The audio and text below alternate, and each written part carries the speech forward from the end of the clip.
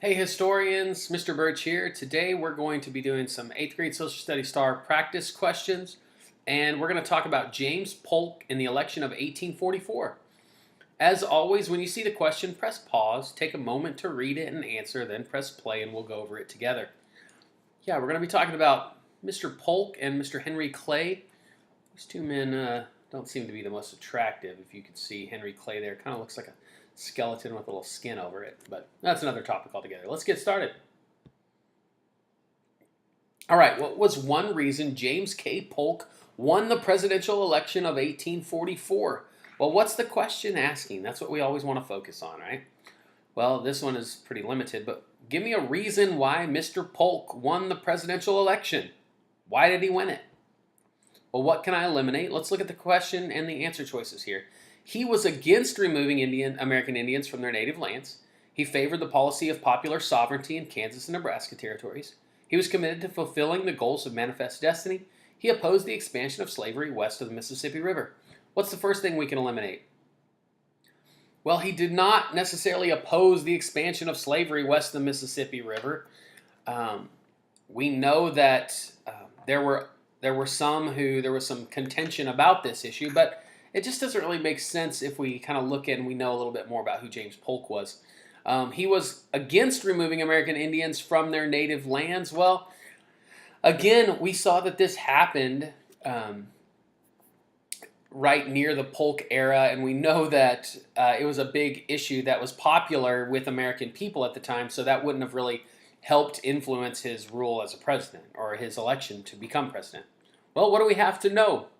James K. Polk had recently actually lost the gubernatorial election of his home state of Tennessee. He lost the election to be Tennessee governor, though he had been before.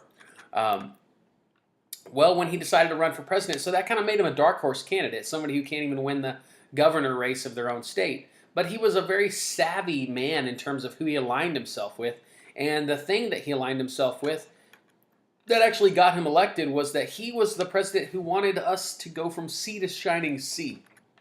And that was essential in his bid for the White House. He pushed for the annexation of Texas.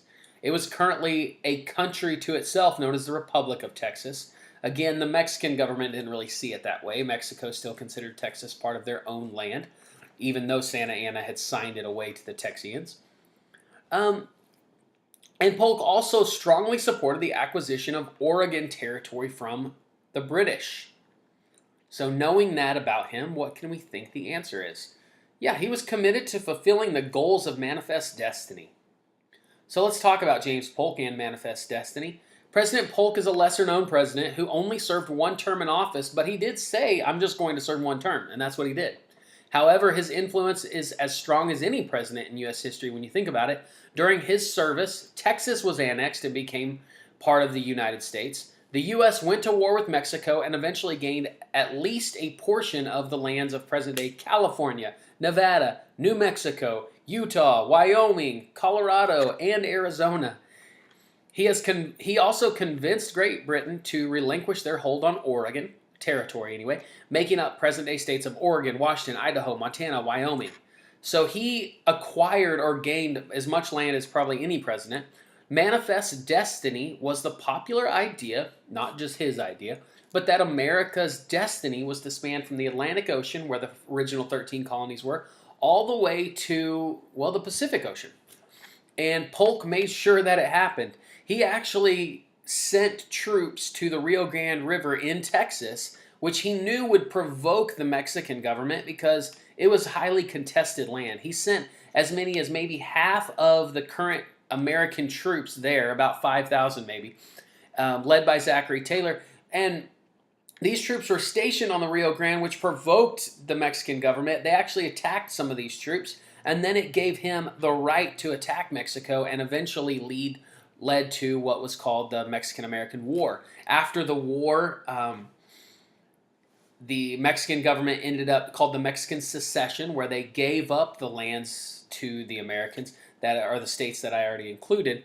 And then not long after that, within a few short years, the American government purchased some land in the little orange spot you see down here called the Gadsden Purchase. But all of the red area was the Mexican secession that was gained by Polk. Again, a part of that growing manifest destiny, the United States going from coast to coast.